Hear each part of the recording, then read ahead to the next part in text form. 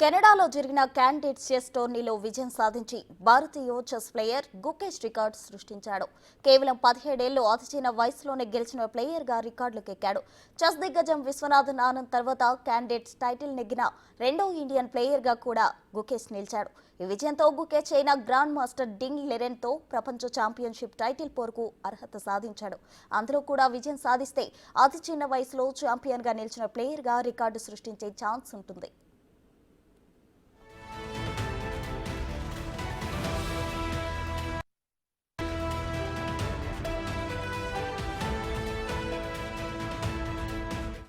గుకేష్ 12 సంవత్సరాల వయసులోనే grand master గా అవతరించాడు. అటు గత సంవత్సరమే విశ్వనాథన్ ఆనంద్ ను వెనక్కు నెట్టి భారత్ టాప్ ర్యాంకర్ గా నిలిచాడు.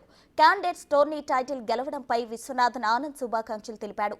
చెస్ కుటుంబం అంతా నీ ఘనత చూసి గర్వపడుతుందని, క్లిష్ట పరిస్థితులను ఎదుర్కొని విజేతగా నిలవడం అభినందనీయమని ట్వీట్ చేశాడు.